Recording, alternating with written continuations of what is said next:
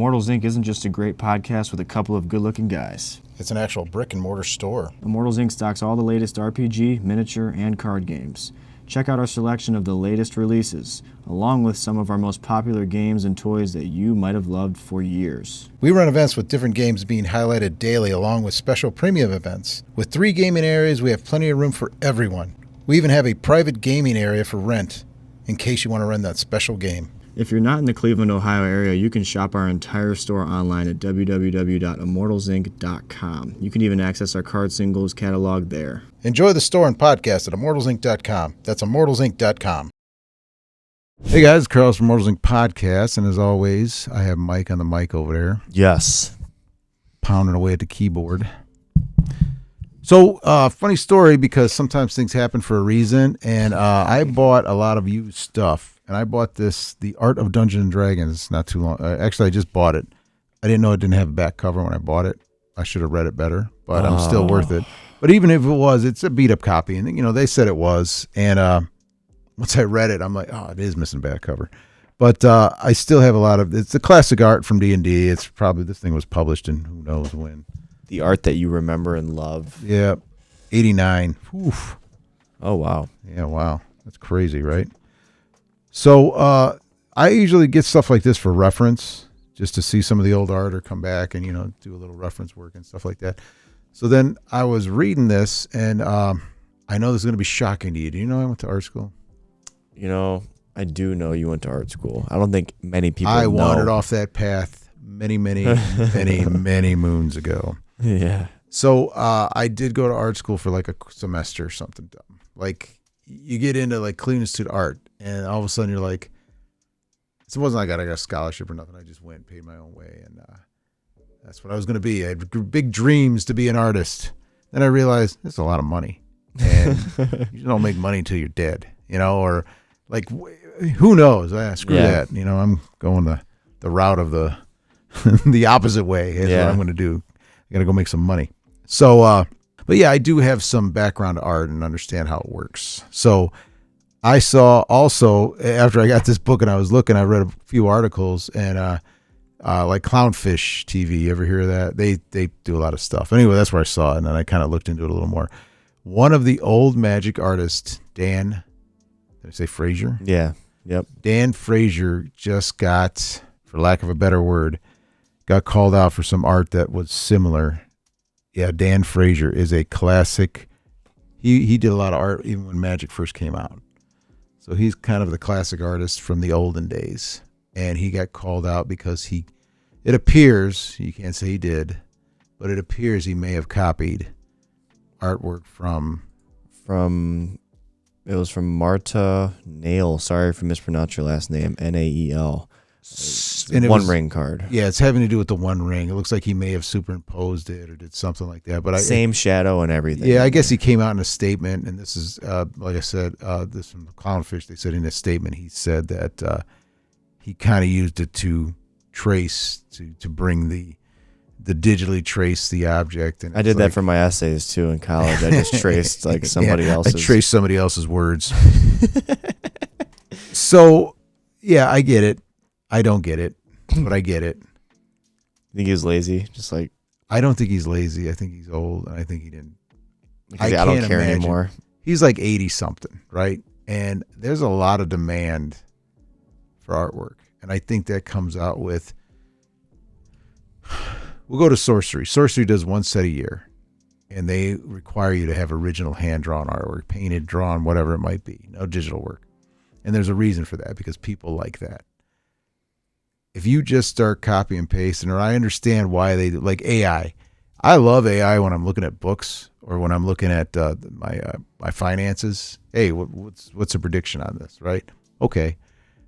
For artwork, I don't think it's fair, because basically AI is just stealing other people's ideas and squishing them out. I understand why that is, because it's only going to produce what you put into it. It's not coming up with new ideas. It doesn't have the life. If either. I understand it correctly. Yeah, and it's very dull. It lacks life. Yeah, but at the same time, you want original works, it takes time. And for you to come up with an idea, it's not, and I'm saying this from like an olden, like a way back in the day, you can't just come up with something. You know, you have to think about it. Hey, even like Jess, for an example. Hey, I need this banner for this. I don't expect her to have it done in 5 minutes or an hour or a day or whatever it might be or whatever. What about piece. me? Well, yeah, you too. Yeah. Well, I mean, I'm just You're like, get this done in 30 seconds now. Yes. Well, you're different because I expect you to do it because I know you're playing around, eating gummies or whatever it is you're doing over there. So, but yeah, okay, you would know. You know, like when we needed a thumbnail or something like that, you're like, oh God, you know what I'm saying? Like it takes me time to make. Yeah, it's just a restart. And it took me a minute to realize that it does take you to, because you know I was rough at first, and then I kind of let it go. Like, all right, get it done whenever. You know, I think you taught me how to be patient with other people, and then it kind of reminded me of the old days of like, oh, if I had to come up with a drawing, it wasn't like this came up instantly or right away. Yeah. And he's an older guy, and maybe, I don't know, you know.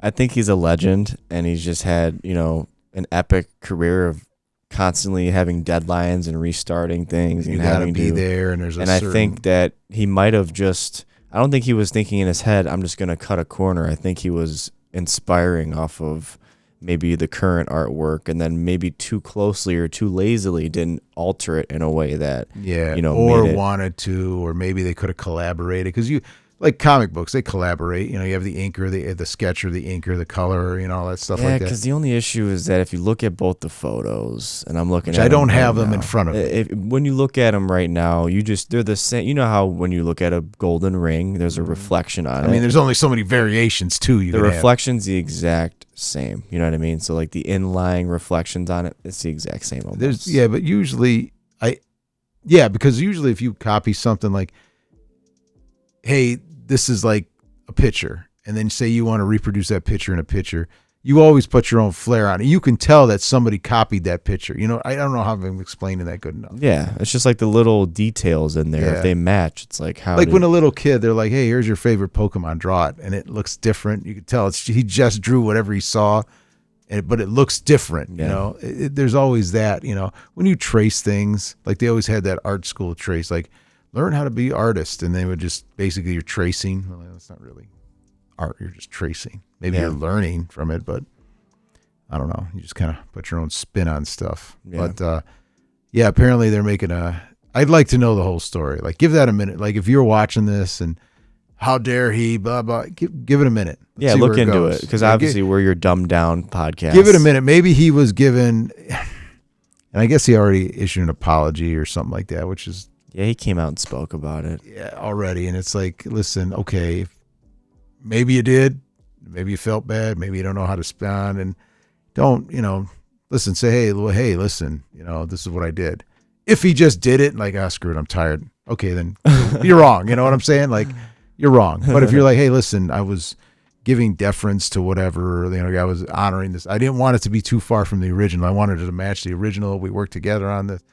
Well, if they didn't work together on it, then you know. Yeah, she comes out and she's like, no, we did not work together on it. But he is kind of a legend, and it's like 30, what is it, 80, 89?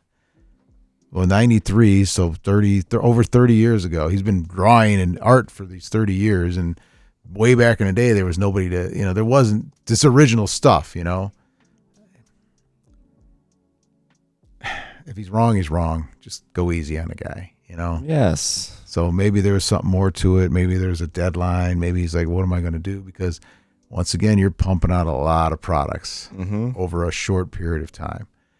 So when you have 4 or 5 sets and you only have a limited pool of artists to choose from, because that other artist got caught. She just blatantly was ripping off artwork, like just other artwork, just piecing it together and saying, that's art. Masterpiece. It's called a collage, and I don't think that is a plagiarized collage. Yeah. So, but art's hard.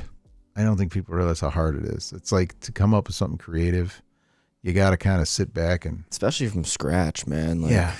Especially if I give you an idea. Yeah. Hey, this is, and that's where art comes from. Like, you know, it's been too long for me to even like try to speak on it. You know, like I had a whole spiel and it was a whole background to it, and this is where it comes from, and I got nothing. You know what I'm saying? But I know it's hard. Like I remember it being hard. It was hard. I'm going to tell you it's still hard. Original ideas are hard because they're far and few between. You could take something and put your own spin on it, and you can do whatever you need to do. And it's hard, especially when you get to deadlines, because then you're talking business. Because business and art don't mix. The example would be, and by the way, if you ever get this book, if you're reading Big Magic, it has all the old artists in there. I have a lot of signatures in here. So you got them signed? Yeah, I got a lot of these that are signed in here. Oh, wow. So I got to, as I go, I usually try to find the artist and have them sign it. Wow. But who knows? Maybe I will one day. Maybe I won't. Who cares? Who knows? Who cares? Who cares? But apparently I do. I'm doing it. So where did my train of thought go? Your Cleveland Institute days. Oh, no. Listen, like couple months. Right. No, there's nothing fancy. I'm not a big, believe you me, it was nothing. But the point was, now you made me forget it again. Oh, art and business. Art and business don't mix. It's hard. So like it cracks me up because like you have patrons, like Patreon or whatever. Like patron means you're paying for somebody. Like artists in the old day, they created all these works. They weren't just sitting around selling them. Yeah. No, they did their art, and somebody with money said, okay, hey, I want you to be my artist. And then they would pay for them. I am buying you. So this is my patron, the one who pays for my meals and this place to live and to sleep and keeps me fed and protected. I'm his artist. So that's all you need to do is art all day, all the time, right? Come up with something, and do whatever. It doesn't mesh well with deadlines and businesses and stuff like that, because sometimes artists are the worst to deal with as far as business. And I try to understand that. It's like, a lot of artists aren't businessmen either. No, they are not. Like like being part of this, like my new game is the business game. And I'm like, I'm not a businessman by any means. I have no training, no college, no nothing. This is all like, 20 years of experience. Yeah, basically. It's a school of hard knocks. I'll tell you what not to do, but it is also not conducive to, hey, I made this great piece of art. Hey, great. Did I ask you to do that? Yeah. Are you asking me to pay you for this? Okay, well, why? You know what I'm saying? Like, why do I need this? At the same time, if I go to art shows and I see something I want, I'll pay whatever reasonable. Oh, how much is that? Yes, I will pay for that because I like it and it looks good. Here's your money. Time well spent on you. You know what I'm saying? That's why you want to get original arts too, because it's like if that art's popular, you want the original one because that's his idea right on paper, his or her idea right on the paper. All the other copies are cool and everything like that. So your limited edition prints or whatnot. So it's hard, but when you try to squish that in a business with a time frame, it doesn't work. Kind of crushes your creativity. At the same time, creativity takes too long for business. Yeah. Like no matter the amount of time you have, hey, 2 years, in 2 years, we're going to put this out as a thing. I need a cover art. You figure 2 years to do cover art for something. That might not be enough time. No. If it's original art. Yeah. No. And then it's also how much heart do you have into it? If you're an artist that you're trying to compete, you're going to like, okay, this is what I could do. Blah. And you have all this ideas and you get it on paper and you'll redo it 30 times and you'll spend up all night trying to get it fixed and ready to go. And then you present it and somebody will be like, oh, that's pretty good. Yeah. Decent. Not bad. Yeah. Walk away. Yeah. Walk away. I'll come back around. Yeah. Let me come back around. Let me see what else. Let's see if I see something better, but it's just the life of being an artist, what I'm saying? And, it's a lot of times because you could see it, right? You could see it's like somebody's a really good artist and they have all these great things. And then as they go, they kind of lose a little bit of the steam. It's like anybody, you get older, you get tired, you get, you run out of ideas. You don't have the drive you did because you made it to the mountaintop. It's rare to have like that constant drive, Yeah. But so I guess just give the guy a break because for 30 years he gave some great stuff. Original stuff. and he made a mistake. I'm probably going to get a lot of hate. Like, no, screw that guy. That's what he did. All right, he made a mistake. Whatever. Did you make a mistake before? Yeah.